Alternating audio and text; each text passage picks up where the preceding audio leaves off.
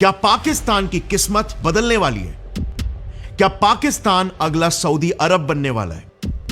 जब पूरी दुनिया पाकिस्तान की बर्बादी पर जश्न मना रही थी, उसे कंगाल एक फेल्ड स्टेट बुला रही थी। डॉलर के मुकाबले पाकिस्तानी रुपया लगातार गिरता जा रहा है। Pakistan Premier once again called his country a beggar state. They don't have money to run their government. Stop paying salaries to their diplomats. There's a gas crisis. There are massive protests. Pakistan is teetering on the edge of complete chaos. जब पाकिस्तानी अवाम खुद अपने ही मुल्क को छोड़कर भाग रही थी, देश के खिलाफ बगावत कर रही थी, I was kinder driven by the economic uncertainty. Even though I had a very comfortable job, I decided this was not what I want to go through every day, right? तब पाकिस्तान एक सीक्रेट मिशन, एक खुफिया खोज पर जुटा हुआ था। एक ऐसी खोज जो बस कुछ ही महीनों में पाकिस्तान की किस्मत बदल सकती थी। एक ऐसी खोज जो उनके मुल्क का कर्जा एक झटके में ही चुकता कर सकती थी। एक ऐसी खोज जिसने सऊदी और यूएई जैसे अरब देशों को रातों रात अमीर बना दिया। खोज काले सोने की, जिसमें पाकिस्तान कामयाब हो भी चुका है। 7 सितंबर 2024, वो दिन जिसका इंतजार पाकिस्तानी सरकार सालों से कर रही थी।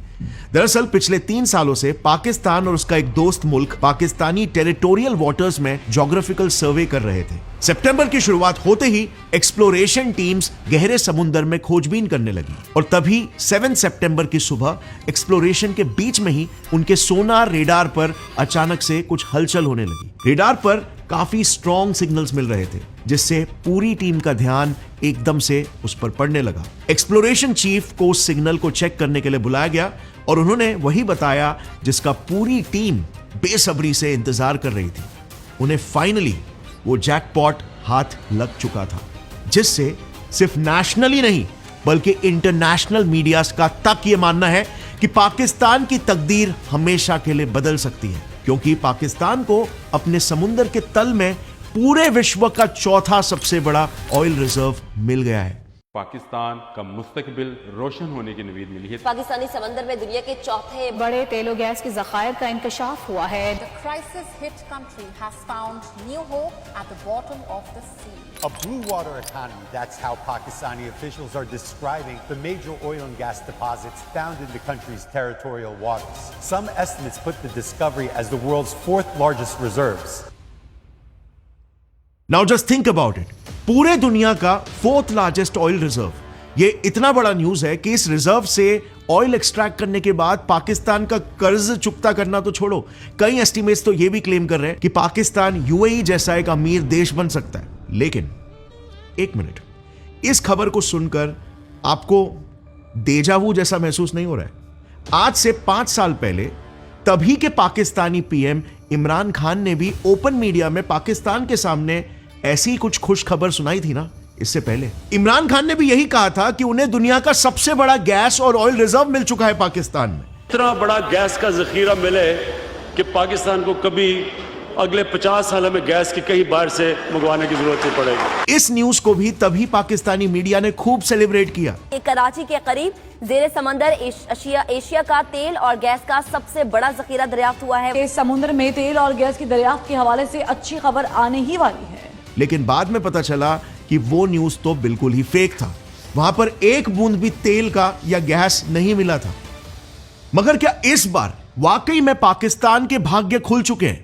क्योंकि पिछली बार तो सिर्फ पाकिस्तानी मीडिया और पीएम इमरान खान ने ही ऑयल डिस्कवर हुआ कहकर ढिंडोरा पीटा था। तेल और गैस के ज़खायर से मुताल्लिक कौम को जल्द खुशखबरी दूंगा, वज़ीर आज़म इमरान खान का ऐलान। कराची के करीब जेरे समंदर एशिया का तेल और गैस का सबसे बड़ा जखीरा दरियाफ्त हुआ है। पर इस बार आप बड़े बड़े इंटरनेशनल न्यूज मीडिया चैनल्स को ही ले लो, बिजनेस टुडे हो गया, टाइम्स ऑफ इंडिया तक, इकोनॉमिक टाइम्स, हर एक मीडिया आउटलेट इस न्यूज को कवर कर रही है कि पाकिस्तान में वाकई में ऑयल डिस्कवर हुआ है। सो क्या फाइनली अब पाकिस्तानी अवाम इंडियंस को सीना ठोक कर गरीब देश बुलाने के हकदार हो चुके हैं? चलो समझते हैं पूरे माजरे को। अब बिफोर वी स्टार्ट ना, मैं एक इंटरेस्टिंग पॉइंट को एस्टैब्लिश करना चाहता हूं पहले ही। मेरे हिसाब से ना, अगर पाकिस्तान को लेट्स से ऑयल रिजर्व्स मिल भी गए, फिर भी उनके देश में ज्यादा कुछ फर्क नहीं पड़ने वाला, क्योंकि इससे पाकिस्तान को रत्ती भर, एक कौड़ी भर का भी फायदा नहीं होगा। यस, पाकिस्तान के रिजर्व्स मिलने के बावजूद भी उन्हें एक पैसे का फायदा इसीलिए नहीं मिलेगा क्योंकि इतिहास में उनके लीडर्स ने एक बहुत बड़ी गलती कर दी थी जिसकी भरपाई पाकिस्तान आज तक कर रहा है। दरअसल इस करंट मिशन का पूरा भाग Pakistan oil and gas regulatory authority OGRA के हाथों में सौंपा गया था, जिसकी शुरुआत में तो वो कई बार नाकामयाब हुए पर वो रुके नहीं। उन्होंने अपनी खोज को जारी रखा और आखिरकार सितंबर 2024 में उनकी मेहनत रंग लाई। 7 सितंबर 2024 को ओगरा के एक टॉप ऑफिशियल आरिफ मोहम्मद ने इस खुशखबरी को पूरे देश के सामने सुनाया। इसमें उनका यह कहना था कि इस नए नवेले डिस्कवर्ड तेल के कुएं में सिर्फ ऑयल और गैस ही नहीं बल्कि कई कीमती मिनरल्स और रेयर अर्थ एलिमेंट्स भी मिलने के हाई चांसेस है, जिनकी वैल्यू आमतौर पर बिलियंस ऑफ डॉलर्स में होती है। और अगर सब कुछ उनकी प्लानिंग के हिसाब से हुआ ना तो इस कुएं से पाकिस्तान को जिंदगी भर दूसरे देशों से एलएनजी गैस इंपोर्ट करने की कोई जरूरत नहीं पड़ेगी। इन्हीं रिजर्व से वो रातों रात अपने देश का $200 बिलियन का कर्ज आसानी से चुका सकते हैं। $200 बिलियन जो कर्जा दिया है वो पाकिस्तान में ये भी उतर सकता है। आपकी इंपोर्ट एलएनजी भी बंद हो सकती है। लेकिन हाँ, यहाँ पर एक बात गौर करने वाली है। आरिफ के हिसाब से इस कुएं से तेल एक्सट्रैक्ट करने के लिए पाकिस्तान को पहले तो $5 बिलियन की जरूरत पड़ेगी। अगर उन्हें ये $5 बिलियन मिल जाते हैं तब कहीं जाकर 5 सालों बाद पाकिस्तान अपने सारे कर्ज चुका देगा, उसके काबिल बन जाएगा। अब $5 बिलियन खुदाई करने के लिए, यह सुनकर आपको दाल में कुछ काला नहीं लग रहा? वेल, असल में पूरी की पूरी दाल ही काली है। कभी आपको कोका कोला की लॉटरी जीतने का ईमेल आया क्या? मुझे तो पता है $100 मिलियन की लॉटरी लग गई थी, पर यार मेरे पैसे ना कस्टम्स में अटक गए थे। उसे छुड़ाने के लिए ये लॉटरी वाले बस सिर्फ 25,000 रुपए मांग रहे थे। मैंने कहा मेरे 100 मिलियन में से ना 25,000 के 1 मिलियन रख लो और पैसे घर पर भिजवा दो। उसके बाद से मेल आना ही बंद हो गया। पाकिस्तान के करतूतों से भी कुछ ऐसे ही अफ्रीकन स्कैम्स वाली बू नहीं आ रही क्या? क्योंकि इस बार पाकिस्तान में पिक्चर के किरदार अलग हो सकते हैं, उनके शब्द अलग हो सकते हैं, लेकिन इसकी स्क्रिप्ट एकदम सेम टू सेम है लाइक लास्ट टाइम। पाकिस्तान में सदियों से सेम स्क्रिप्ट वाली कहानी अलग अलग किरदारों के साथ हर 2 से 4 सालों में दोहराई जाती है। आगे समुंदर में गैस का कुआं अंदर खोदा जा रहा है और लगता यह है कि 1 हफ्ते के अंदर हमें पता चल जाएगा और हो सकता है कि वहां से इतना बड़ा गैस का जखीरा मिले कि पाकिस्तान को कभी अगले 50 सालों में गैस की कहीं बाहर से मंगवाने की जरूरत नहीं पड़ेगी। मतलब समझाता हूं, जैसे मैंने शुरू में बताया था, मार्च 2019 में इमरान खान ने अनाउंस किया कि पाकिस्तान का नसीब अभी बदलने वाला है। उनके हाथ जैकपॉट लग चुका है। एक्सन मोबिल नाम की ऑयल कंपनी को पाकिस्तानी वाटर्स की ड्रिलिंग एरिया केकरा 1 में ऑयल और गैस रिजर्व्स मिल चुके हैं। बट पीएम जैसे इंसान के स्टेटमेंट के बाद भी ड्रिलिंग कंपनी से कोई ऑफिशियल स्टेटमेंट नहीं आया। बाद में पता चला जिस केकरा 1 ऑयल सेक्टर की इमरान खान बात कर रहे थे वहां पर कोई ऑयल रिजर्व नहीं था। सेम स्टोरी 2013 में भी हुई थी। तभी पाकिस्तान के पेट्रोलियम मिनिस्टर ने अनाउंस कर दिया था कि उनको सिंध प्रोविंस में सिग्निफिकेंट गैस रिजर्व्स मिल चुके हैं और इससे देश के गैस इंपोर्ट्स बहुत कम हो जाएंगे। लेकिन एक्सप्लोरेशन शुरू होने के बाद पता चला कि वहां पर गैस इतनी कम क्वांटिटी में मिला था कि प्रॉफिट तो भूल जाओ, उसे एक्सट्रैक्ट करने में खर्चा दुगना लग जाएगा। मतलब 4 आने की मुर्गी और 12 आने के मसाले का हिसाब हो जाएगा। प्लस उसका एक्सट्रैक्शन भी बहुत रिस्की था और ये कोई 1-2 बार भी नहीं हुआ है। ये लिस्ट देखो, पाकिस्तान में ऑयल मिलने की खबरें आज से नहीं 1960s से चलती आ रही है। अब तक ऐसे 14 so called oil wells Pakistani समुंदर में मिल चुके हैं। इसमें से सिर्फ इस एक को छोड़कर किसी में भी आज तक ऑयल या गैस नहीं मिला है, अनफॉर्चुनेटली। अब आपको सवाल आया होगा कि फिर क्यों पाकिस्तानी लीडर्स बार बार तेल मिलने का हाइप क्रिएट कर रहे हैं। वेल, वो बात हम थोड़ी ही देर में समझेंगे कि इस बार ये हाइप इतना फेक क्यों है। लेकिन उससे पहले अगर आप जानते नहीं हो तो लेट मी टेल यू, फिलहाल यूएस इलेक्शंस की वजह से क्रिप्टो एक ऑल टाइम हाई टच कर रहे हैं और एक्सपर्ट्स ये कह रहे हैं कि ये मोमेंटम और भी ऊपर जा सकता है। पर अब यहां पर क्वेश्चन ये आता है कि आप किस प्लेटफॉर्म से एकदम सेफली क्रिप्टो में इन्वेस्ट कर सकते हो। सो इसके लिए कॉइनस्विच एक अच्छा ऑप्शन हो सकता है क्योंकि इंडिया का one of the largest crypto exchange platform है। और अब आप यहां पर क्रिप्टो फ्यूचर्स में ट्रेड कर सकते हो जहां पर आपको मिलता है लोएस्ट फीस, 350 प्लस कॉन्ट्रैक्ट्स और अप टू 25x लेवरेज। मतलब अगर आपके पास 1,000 रुपए है ट्रेड करने के लिए, you can trade with 25,000 rupees. Plus अगर आप फ्यूचर्स में ट्रेडिंग करते हो तो पहले 15 दिनों के लिए आपको मिलता है 100% फी रिबेट, मतलब आप अपने फीस को सेव करोगे। CoinSwitch financial intelligence unit of India से रिकॉग्नाइज्ड है और 2 करोड़ से ज्यादा यूजर्स ने इस प्लेटफॉर्म पर अपना ट्रस्ट दिखाया। और एक जबरदस्त फीचर है स्मार्ट इन्वेस्टमेंट। आपको बस अपना पैसा इन्वेस्ट करना है और ये ऑटोमेटिकली ग्रो होगा एश्योर्ड प्रॉफिट्स के साथ, मतलब आप इजीली पैसिव इनकम अर्न कर सकते हो। मैं नीचे डिस्क्रिप्शन में लिंक डाल दिया है, कंसिडर डाउनलोडिंग। और सबसे अमेजिंग बात, कॉइनस्विच अब दे रहा है 1% कैशबैक और पहले 30 दिनों के लिए 0 ट्रेडिंग फीस। प्लस कॉइनस्विच पर प्रूफ ऑफ रिजर्व्स भी मेंटेन किया जाता है जो दिखाता है उनकी स्ट्रॉन्ग फाइनेंशियल हेल्थ को। लिंक डिस्क्रिप्शन और पिन कमेंट में है। And of course, whenever investing in crypto, ध्यान देना crypto products and NFTs are unregulated and can be highly risky, with no regulatory recourse for any losses from such transactions. The cryptos mentioned in the video are for illustrative purposes only and should not be considered as recommendations. और अब वापस से लौट आते हैं हमारे topic पर। इतना हाइप तो यार पीआर वाले भी क्रिएट नहीं करते सोशल मीडिया में। सो माजरा समझने के लिए ना जरा इन चार्ट्स को देखना, सब समझ में आ जाएगा। बेसिकली पाकिस्तान की ये हिस्ट्री रही है, जब भी उनके यहां पर एनर्जी क्राइसिस चल रहा हो, आईएमएफ से बेल आउट यानी कि और पैसे लेना हो, एंटी गवर्नमेंट प्रोटेस्ट चल रहे हो, या फिर इन्वेस्टर्स को बताना हो कि उनकी जमीन में पोटेंशियल रिसोर्सेस है इसीलिए आओ और पाकिस्तान में पैसे लगाओ, तो उनकी सरकार यही तेल और गैस मिलने वाला स्कैम हर बार दोहराती रहती है। खुद ही देख लो, 2019 में जब पीएम इमरान खान ने अनाउंस किया था तभी पाकिस्तान में सिवियर एनर्जी क्राइसिस चल रहा था, साथ ही में एंटी गवर्नमेंट प्रोटेस्ट भी चल रहे थे और साथ ही में पाकिस्तान आईएमएफ से $6 बिलियन का बेल आउट पैकेज भी मांग रहा था। 2013 की भी अगर बात करें तो एनर्जी क्राइसिस चल रहा था और $6.6 बिलियन का आईएमएफ लोन मिला था।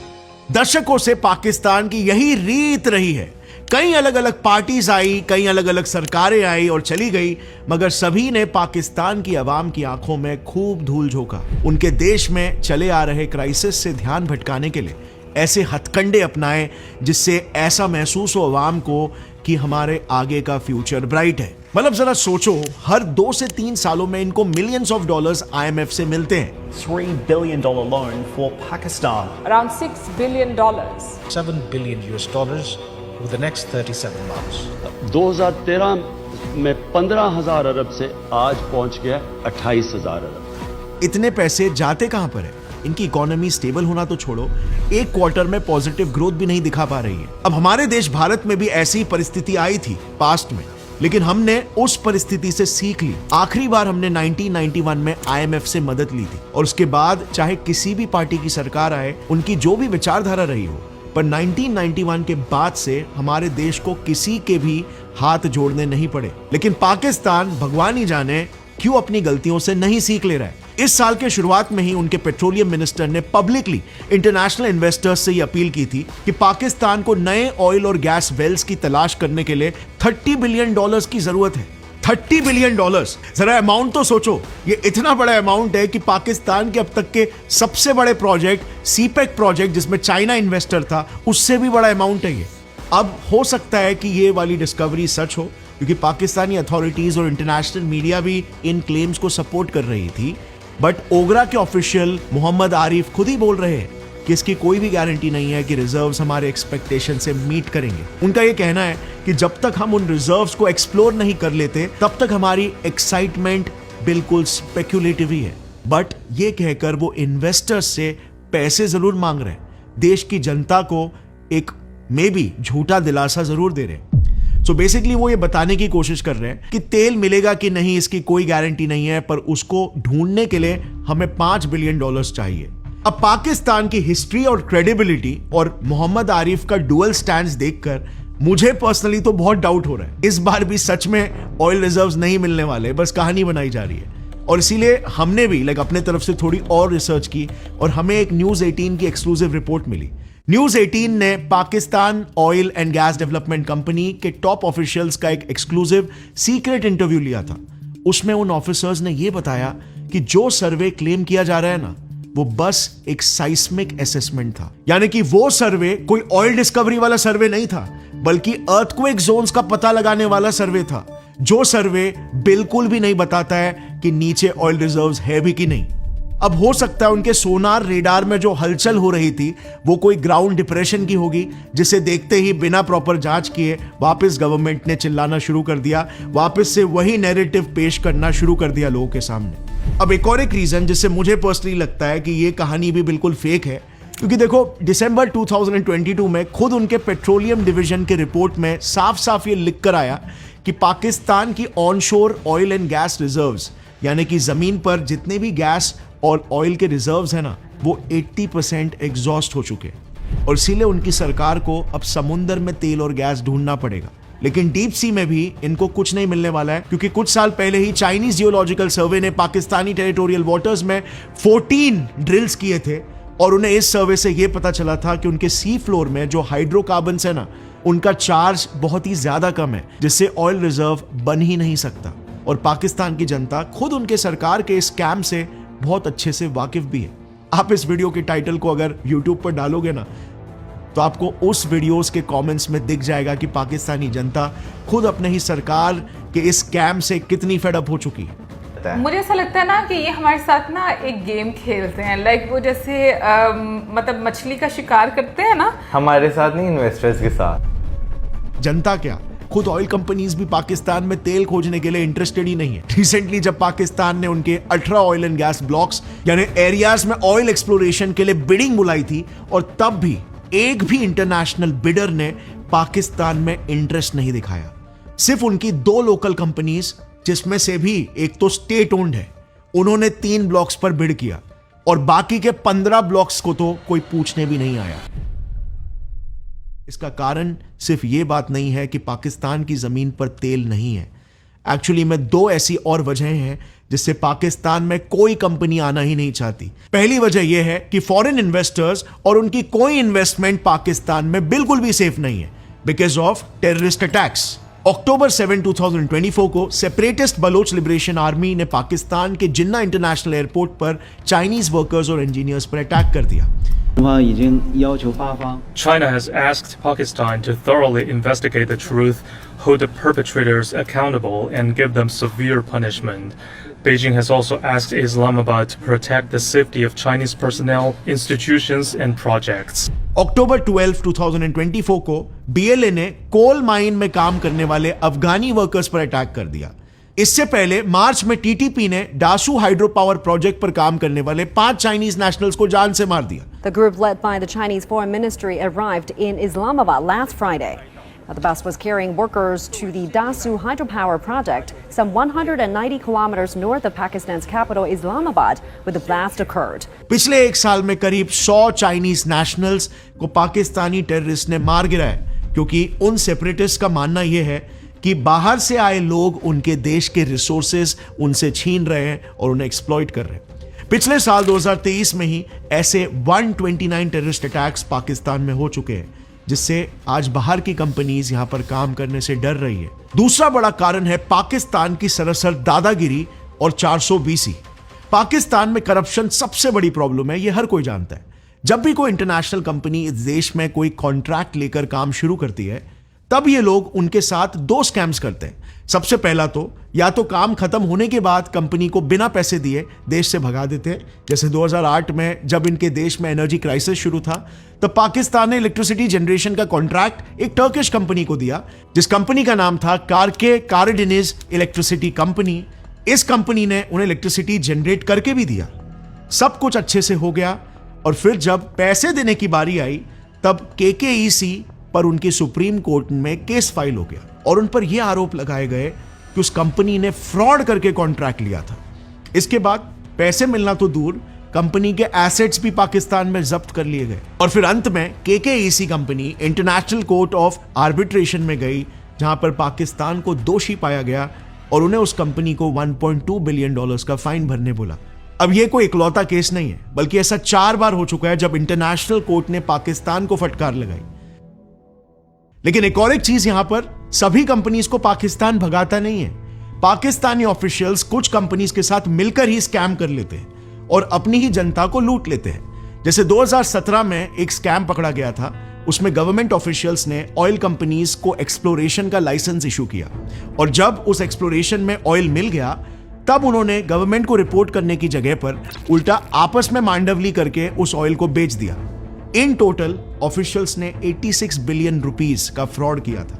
एंड नॉट सो सरप्राइजिंगली, ऐसे ऑयल इंडस्ट्री से रिलेटेड उनके यहां पर स्कैम्स हर साल होते हैं। अब चलो इस सब के बाद भी मान लो पाकिस्तान को ऑयल मिल भी गया, लेकिन जैसे मैंने आपको इंट्रो में बताया था, उनके लीडर्स ने इतिहास में एक बहुत बड़ी गलती कर दी थी, जिससे उनकी जनता को ऑयल मिलने के बाद भी उनका एक भी पैसे का फायदा नहीं होगा। इस लिस्ट को जरा देखना। यह पाकिस्तान की 5 ऑयल रिफाइनरीज है जो जमीन से क्रूड ऑयल निकालकर उसे पेट्रोल या डीजल में कन्वर्ट करती है। अब अनफॉर्चुनेटली इसमें से एक को भी पाकिस्तानी सरकार कंप्लीटली ओन नहीं करती। इसका बेसिक मतलब यह है कि अगर कल को तेल मिल भी जाता है तो भी मेजॉरिटी प्रॉफिट दूसरे देशों की कंपनीज ही ले जाएंगी। अब आप बोलोगे कि कुछ पैसे तो मिल ही जाएंगे पाकिस्तान को, क्योंकि इन कंपनीज में गवर्नमेंट का भी थोड़ा तो शेयर होगा ही। वेल, तो उसे समझने के लिए यह चार्ट देखना। यह पाकिस्तान की टॉप 7 फ्यूल स्टेशन कंपनीज है, जिनमें से भी 5 कंपनीज फॉरेन ओन्ड है, विच मीन्स ऑयल मिल भी अगर जाता है तो इसका कुछ खास फायदा पाकिस्तान को होने नहीं वाला। अब पाकिस्तान का फायदा इस ऑयल डिस्कवरी से हो या ना हो, इससे हमें क्या, हम तो इंडियंस हैं। मगर आपका फायदा बिल्कुल हो सकता है मेरी इस वाली वीडियो से, जो आप यहां पर क्लिक करके देख सकते हो। अगर आपको जियोपॉलिटिक्स, इंडियन हिस्ट्री और स्पेशली इंडिया के रॉ की हिस्ट्री में थोड़ा सा भी इंटरेस्ट है तो definitely check out this video, जहां पर हमने कई इंडियन स्पाइस की कहानियां ली है जो दूसरे देशों के जासूसों द्वारा हनी ट्रैप हो गए और उन्होंने इंडिया के सीक्रेट इंफॉर्मेशन को लीक कर दिया। काफी इंटरेस्टिंग वीडियो है। I think it's one of my best video जो मुझे काफी पसंद आया, तो जरूर चेकआउट करना। And thanks for watching. See you another time. Take care. जय हिंद।